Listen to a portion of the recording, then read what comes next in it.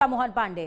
Ground zero में हम उन तमाम खबरों का जिक्र करते हैं जिनका सीधा सरोकार आपसे है। वो खबरें जो देश की तस्वीर और तासीर बदलने का मादा रखती हैं और कई हद तक बदल भी रही हैं। वो खबरें जो खबरों के शोर में छुप गई हैं, जो आपसे छुपा ली गई हैं। तो ग्राउंड जीरो में आज कौन सी हैं वो दो खबरें जिनका जिक्र हम करने वाले हैं। सबसे पहले जिस खबर का हम जिक्र करेंगे, हम सभी जानते हैं कि सियासत है तो लगातार सियासतदान कैमरे के सामने आते रहते हैं। फिलहाल यहां पर सत्येंद्र जैन का नाम जब सामने आया है तो अगले साल पंजाब में चुनाव होने वाले हैं, उससे पहले ही यह गिरफ्तारी हो गई है और दावा किया जा रहा है कि एसटीपी यानी कि सीवेज सिस्टम के जो ट्रीटमेंट प्लांट्स हैं, एसटीपी प्लांट्स हैं, उनके टेंडर की शर्तों के साथ खेल किया गया है। तो पूरी कहानी क्या है ये समझाने की कोशिश प्राइम न्यूज आपके साथ करेगा। दूसरी तरफ चेहरे बदले हैं लेकिन हवा पानी कब बदलेगा ये बड़ा सवाल है। वो दावे वो वादे जिसको लेकर के बीजेपी सत्ता में आई, क्या वो भूल चुकी है या फिर सिर्फ शहर चमकते हुए नजर आ रहे हैं लेकिन तस्वीर नहीं बदल रही है। जी हां, यहां पर जिक्र हम कर रहे हैं संसदीय बोर्ड की एक रिपोर्ट का, जिसमें इस बात का उल्लेख किया गया है कि बीते 3 सालों के अंदर करोड़ों हजारों करोड़ खर्च होने के बावजूद भी यमुना की स्थिति और दिल्ली की हवा की स्थिति जस की तस बनी हुई है। पूरी जानकारी आपके साथ साझा करेंगे, बने रहिए हमारे साथ।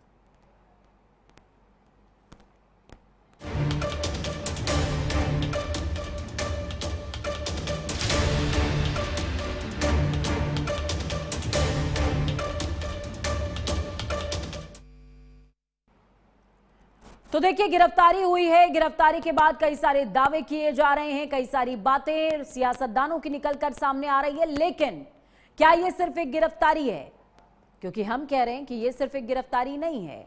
दिल्ली की राजनीति में पुराने हिसाब किताब की फाइल फिर से खुलने का संदेश है। दिल्ली जल बोर्ड के सीवेज ट्रीटमेंट प्लांट यानी कि एसटीपी टेंडर मामले में पूर्व मंत्री सत्येंद्र जैन, पूर्व सीईओ उदित प्रकाश राय समेत 6 लोगों की गिरफ्तारी हुई है।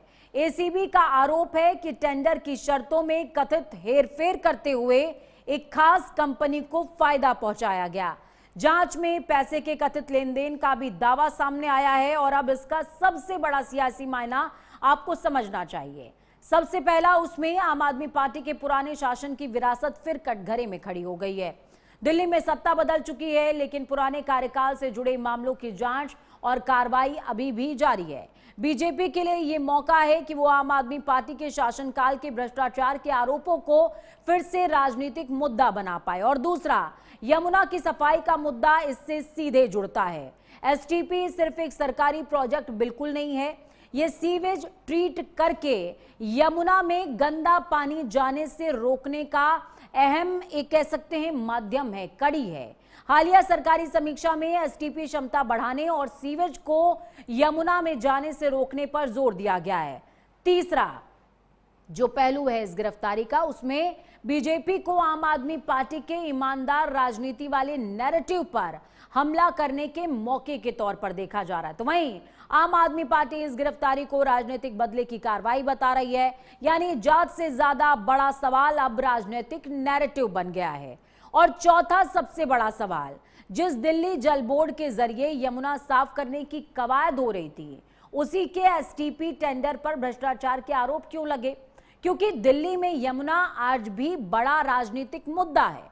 एक तरफ हजारों करोड़ की सफाई योजनाएं, दूसरी तरफ एसटीपी सिस्टम की कमियां और अब टेंडर में कथित गड़बड़ी।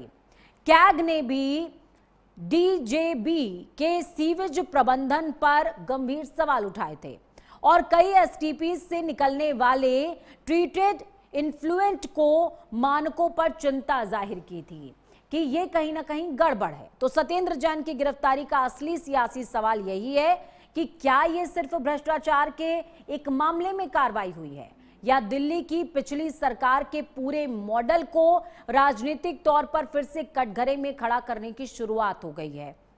और अगर जांच में आरोप साबित होते हैं तो आम आदमी पार्टी के लिए यह सिर्फ कानून नहीं बल्कि एक बड़ा राजनीतिक संकट होगा, बड़ा राजनीतिक सेटबैक होगा। इस पूरे घटना से जुड़ा एक ग्राफिक्स आपके साथ में मैं शेयर करूंगी जो कि आपको बताएगा कि गिरफ्तारी के मामले में किस तरीके के हालात, किस तरीके के सवाल उठ रहे हैं और क्यों उठ रहे हैं। सत्येंद्र जैन की तस्वीरें आप देख रहे हैं। एसटीपी टेंडर के मामले में कथित अनियमितता के आरोप सत्येंद्र जैन के ऊपर लगे हैं। इनके साथ में 6 और आरोपियों को गिरफ्तार किया गया है।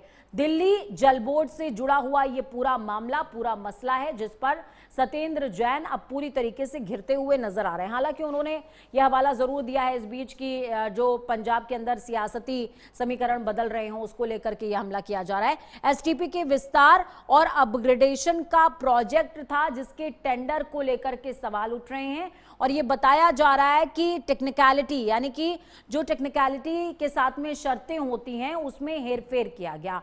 और हेरफेर करने के साथ क्या हुआ है, इसमें खास टेक्नोलॉजी कंपनी को फायदा पहुंचाने का आरोप लगा है। हालांकि इस तरह के आरोप मौजूदा सरकार पर भी कई सारे लगते रहे हैं कि उन्होंने एक छोटे छोटे टेंडर्स भी देने के लिए किस तरीके से अपनी जो शर्तें हैं उसमें हेरफेर किया है। पायलट स्टडी और गुणवत्ता मानकों पर सवाल है। इसी के साथ में और भी कई सारे सवाल हैं जो इस पूरे घटनाक्रम में सत्येंद्र जैन के ऊपर उठ रहे हैं, जिसमें 4 एसटीपी टेंडर में 17.7 करोड़ रुपए यानी कि 17 करोड़ 70 लाख रुपए की कथित धोखाधड़ी का मामला है।